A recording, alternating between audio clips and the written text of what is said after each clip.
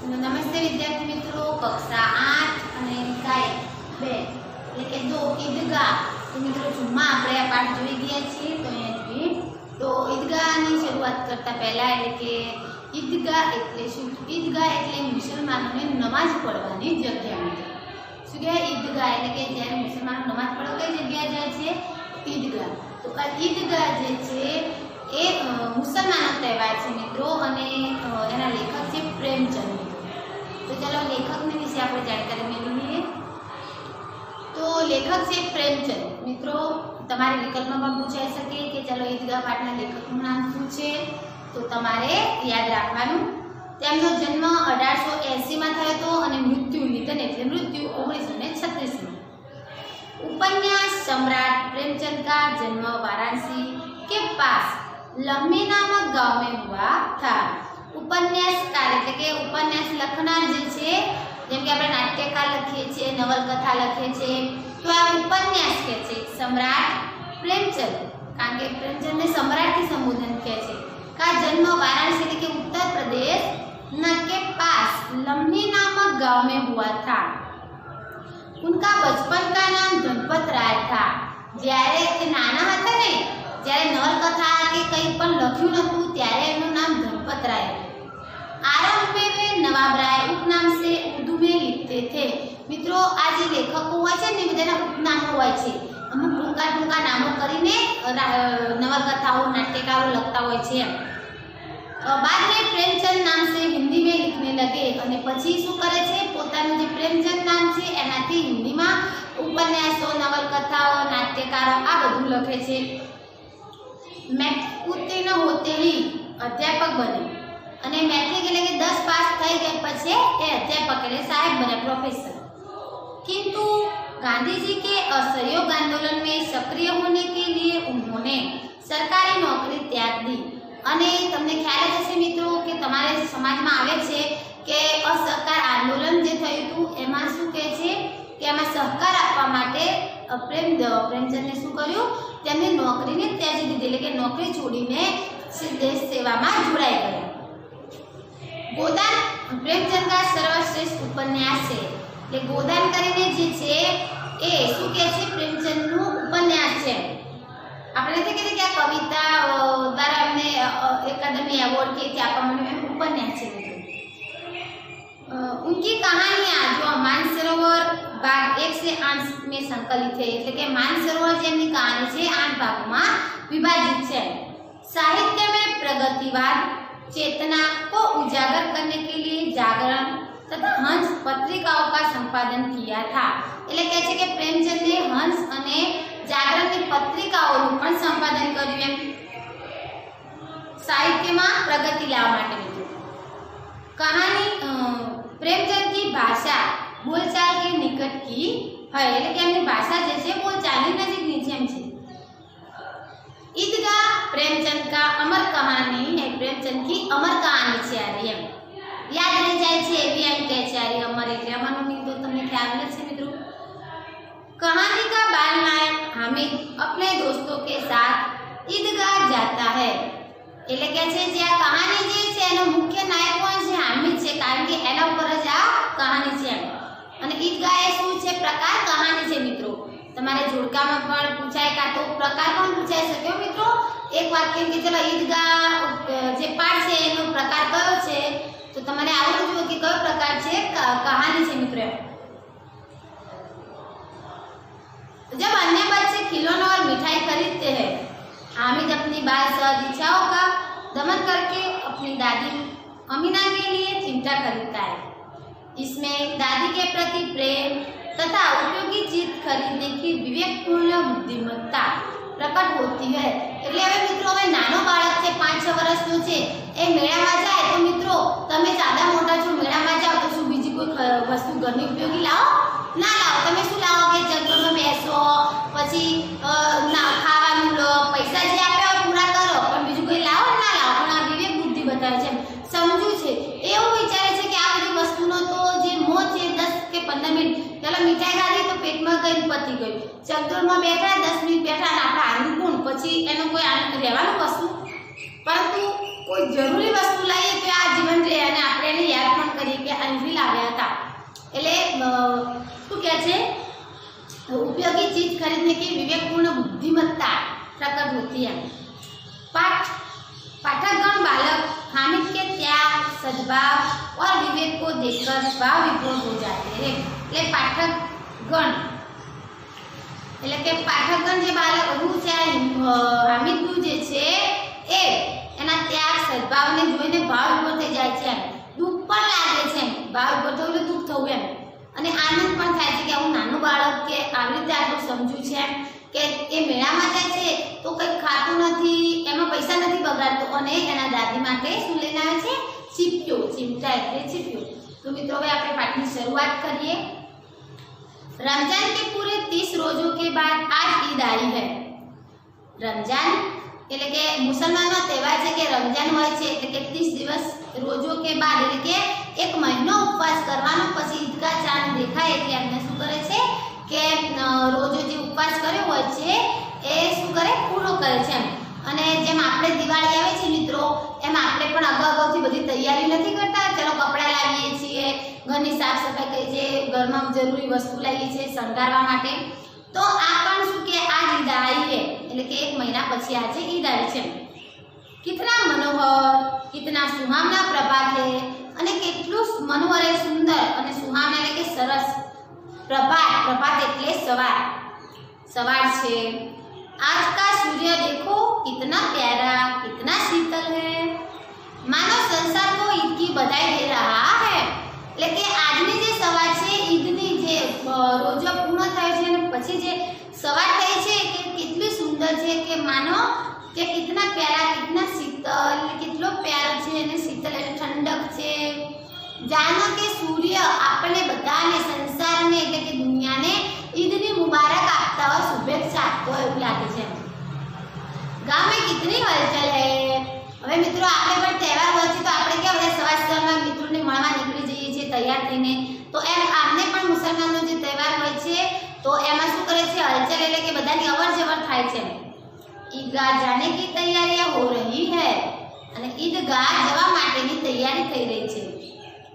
किसी के कुर्ते में बटन नहीं है तो पड़ोस के घर में सुई धागा लेने दौड़ जा रहा है। એટલે કહે છે કે ઈદગાહ જવાનું હોય છે, મેળા હોય છે, આપણે પણ કેવું તહેવારો શરૂ થાય છે મેળા હોય છે, તો એમ આમને પણ શું કહે છે કે ઈદગાહ જવા માટે શું કરે છે, નવા નવા કપડાં પહેરવા માટે તૈયાર થઈ જાય છે, પરંતુ કોઈના કુર્તામાં બટન નથી એટલે શું કરે છે, બાજુવાળાના ઘરે જઈને દોડ લગાવીને સુઈ ધાગો એટલે કે સોય અને દોરો લઈને આવે છે। किसी के जूते कड़े हो गए हैं तो उनमें तेल डालने के लिए तेली के पास भाग जाता है। હવે મિત્રો જ્યારે તમે નવા ચંપલ લાવો છો ત્યારે કડા હોય છે, કારણ કે એનો ઉપયોગ થઈ નહીં હોતો, ફક્ત બનાવીને મૂક્યા હોય મિત્રો, અને તમે જ્યારે નવા પહેરો છો એટલે વપરાશ ના થાય, કડક ને કડક હોય એટલે શું થાય, તમે પહેરો એટલે તમને પગમાં ફોલ્લા જેવું થઈ જાય છે, પરંતુ તમે જ્યારે તેલ લગાવો એટલે જે ચામડું હોય છે એ શું થઈ જાય છે, સ્મૂથ થઈ જશે, એટલે તમને ડંખે નહીં એમ। तो શું કહે છે, જૂતે કડે હો ગયા ને કાઠા થઈ ગયા, તો इसमें તેલની પાસે જાય છે અને તેલ લેવા દોડે છે। જલ્દી જલ્દી બે લોકો સાની પાણી દે દે એટલે કહે છે કે હવે ઈદગાહ જાવ છો અને ત્યાં મીઠાઈની દુકાન છે, ચકદોર છે, બધું છે, તો કે બપોરનો સમય થઈ જશે, હવે ત્યાં સુધી બળદોને કેમ ભૂખા રાખવા, એટલે કે જલ્દી જલ્દી સાની પાણી એટલે કે સાની એક એવી સામગ્રી આવે છે કે બળદોને પાણીમાં ભેળવીને એમને ખાવા આપવાની। ईदगाह से लौटते लौटते दोपहर हो जाएगी, અને ईदगाह થી આવતા આવતા બપોર પણ થઈ જાય। 3 कोस का पैदल रास्ता, फिर सैकड़ों आदमियों से मिलना बैठना, એટલે કે છે 3 કિલોમીટરનો પેદલ એટલે કે ચાલતા જવાનો રસ્તો છે, અને પછી ઈદગાહમાં તો નમાઝ પડવાની જગ્યા છે એટલે ત્યાં તો નમાઝ પડવા ઘણા બધા લોકો આવે, સેંકડો, તો ત્યાં એકબીજાને ગળે મળે ને, તો તમને ખ્યાલ છે મુસલમાન એકબીજાને ગળે મળીને શુભેચ્છાઓ આપે છે, તો કે આટલા બધા લોકોને ગળે મળવાની એમાં મોડું થઈ જાય। दोपहर के पहले लौटना असंभव है, અને બપોર સુધી ઘરે આવો તો શક્ય જ નથી એમ।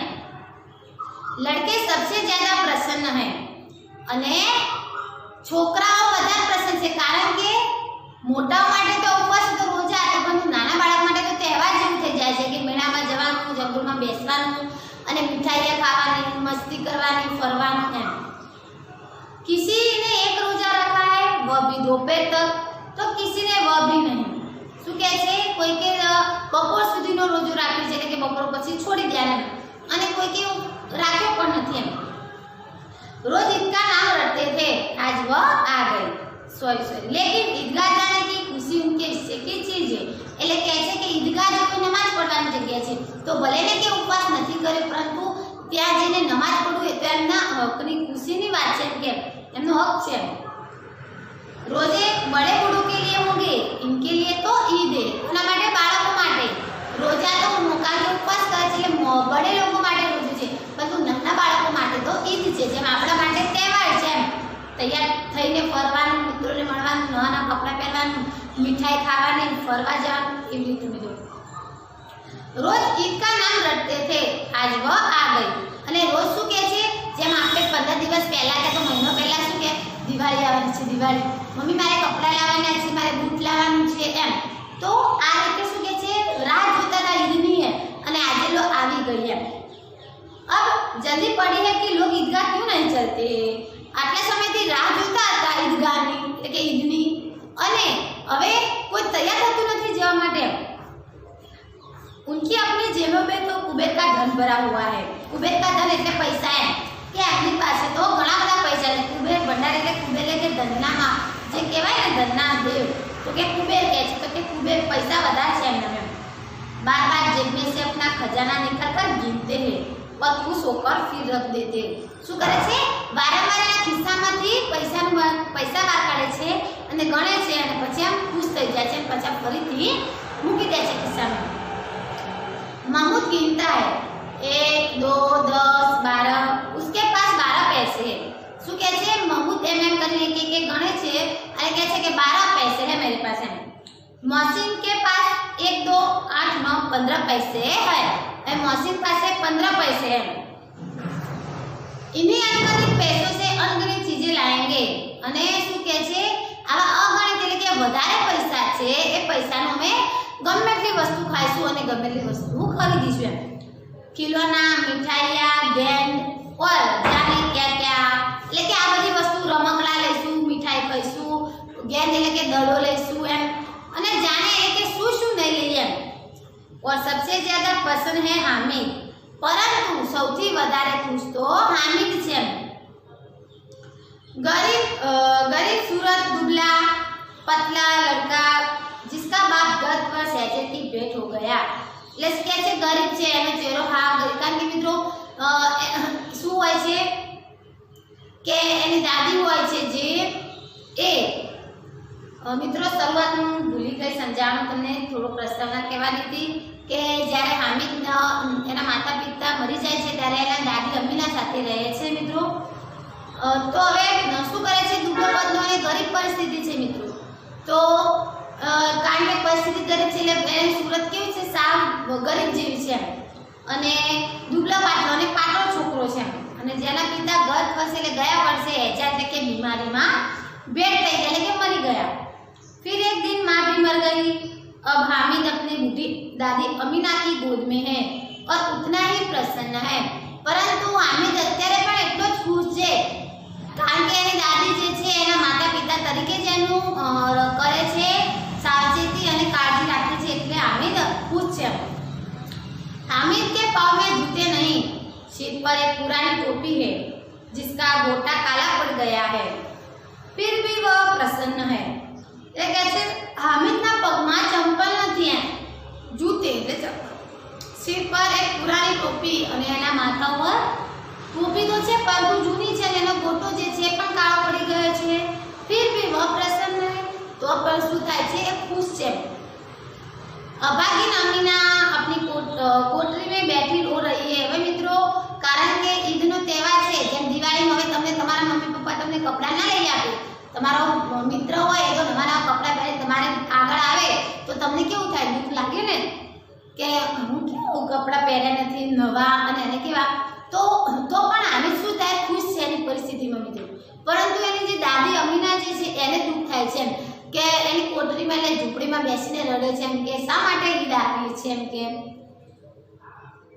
आज ईद का दिन और उसके घर में दाना नहीं है। आज ईदનો તહેવાર છે, હવે બા તો ગડા થઈ ગયા, દાદી તો ક્યાં કામ કરવા જાય તે એનો વ્યવસ્થિત બધાની જેમ કરી શકે મિત્રો, ઉંમર થઈ ગઈ હોય એમ.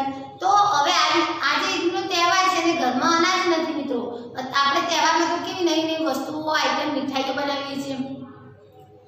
इस अंधकार और निराशा में वह डूबी जा रही है, किसने बुलाया था इस निगोरी ईद को.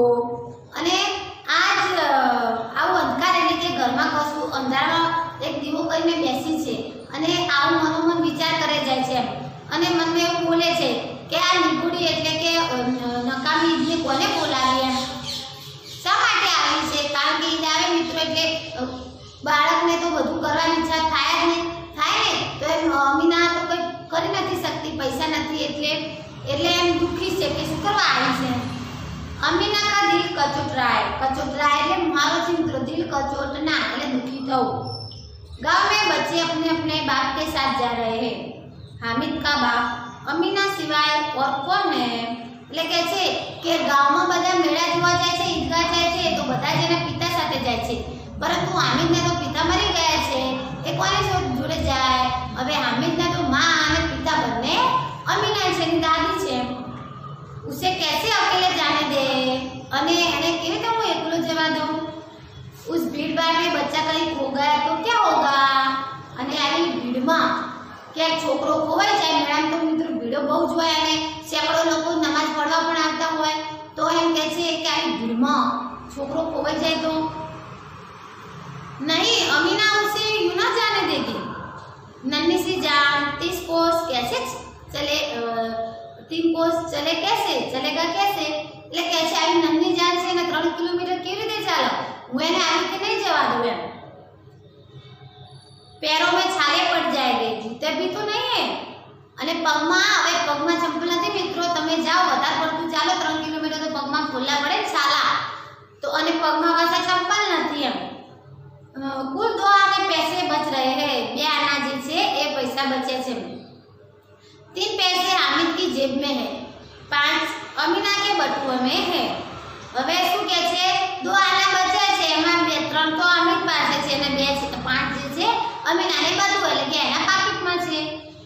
यह तो विषाद है और इसका त्योहार, એટલે કે વિષાદનો મીનિંગ થાય છે કે આ તો મુસીબત છે કે પૈસા નથી પાસે અને પાછો તહેવાર આવ્યો છે. અલ્લાહ ही बेड़ा पार लगाए. હવે અલ્લાહ ही बेड़ा पार लगाए એટલે થાય છે કે ભગવાન જ આ મુસીબતમાંથી બહાર પાડે, दूर करे, આ मुसीबत दूर करे.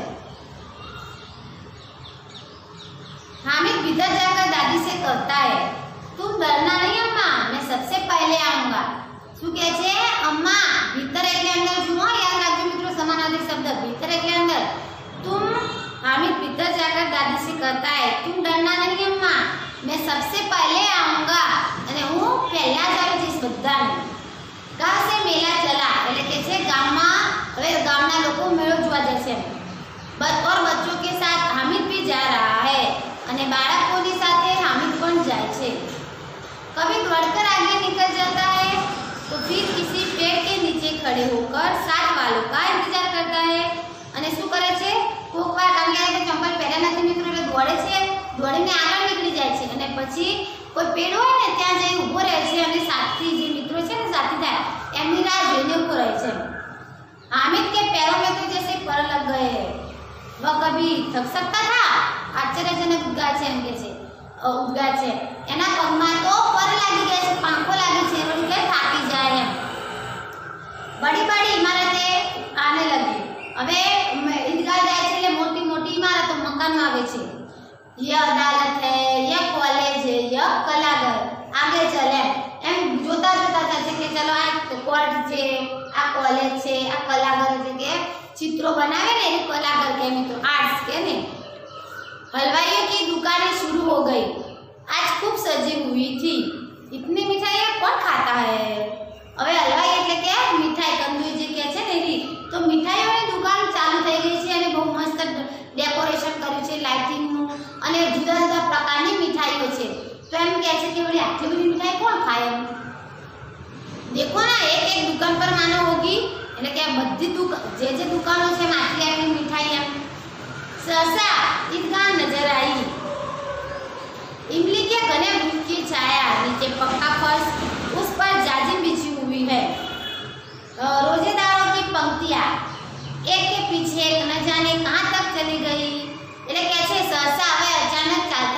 ઈદગાહ નજર આવ્યું કે છે ઇમલી એટલે કે આંબલીનું મોટું વૃક્ષ છે કે છાયા હે છાંયડો છે નીચે પક્કા ફર્શ છે એટલે કે પાકું ફર્શ છે उस पर जाजी बिछी हुई है रोजेदारों की पंक्ति आई के पीछे एक न जाने कहां तक चली है એટલે કે છે કે જ્યારે મુસલમાનો નમાઝ પડવા જાય છે તમને ખ્યાલ હશે મિત્રો તમે મૂવીમાં જોયું હશે અથવા તો તમારી આજુબાજુ કોઈ હોય તો પડવા જતા હોય બધા તો તમે જોયું જ હશે પરંતુ સેંકડો સાથે તો આપણે મૂન જુએ કે બધા જ લાઈનમાં બેઠેલા હોય મિત્રો અને બધા જ એકી સાથે નીચા નમે અને એકી સાથે અલ્લાહને પુકારે છે ખબર છે ને મિત્રો તો એમ કહે છે કે રોजेदारों की पंक्ति એટલે કે લાઈન એકની પીછે એક એમ એવી રીતે કહાં તક જઈ હોય કારણ કે મોટી હોય એટલે કે ક્યાં સુધી હોય એકબીજાની પાછળ कोई यहाँ कोई धन और पद नहीं देखता अहिया બધા જ अमीर गरीब के ऊंच नीच कोई नहीं જોતા इन ग्रामीणों की वजू किया और पिछली पंक्ति में खड़े हो गए અને ગ્રામીણોએ શું કરે છે વજુ કરે છે અને પછી એ એકબીજાની એક પાછળ લાઈન કરી દે છે कितना सुंदर संचालन है कितनी सुंदर व्यवस्था આપણે મંદિરમાં જઈએ તો બધા આમ તેમ જઈએ છે ને બીજું પરંતુ અહીંયા ઈદગાહમાં જ્યારે મુસલમાન નમાઝ પડવા જાય ત્યારે કોઈ પણ અસ્ત વ્યવસ્થાના સંચાલન એટલું વ્યવસ્થિત કરેલું હોય મિત્રો કે એક વ્યક્તિની પાછળ લાઈન સીધી જ લાઈન જતી હોય એમ हजारों सिर एक साथ सिजदे में झुक जाते हैं फिर सब एक साथ खड़े हो जाते हैं सिजदे એટલે કે નમાવે છે અલ્લાહને નમન કરે છે सिजदे फिर सब एक साथ खड़े हो जाते हैं બધા નીચે નમાયેલું પછી બધા એક સાથે ઊભા થઈ જાય છે मानो भातृत्व का एक सूत्र समस्त आत्माओं को एक कड़ी में पिरोए हुए है અને જાણો કે માનવ બધા જ ભાતૃત્વ એટલે કે ભાઈચારાથી એક જ આત્મામાં એટલે કે કડીમાં પરોવેલા હોય છે એમ શું થાય છે બધા એકી સાથે નમાઝ પડે છે મિત્રો તો હવે આ પાઠ આટલે સુધી રાખીએ પછી આપણે આગળની શરૂઆત કરીશું।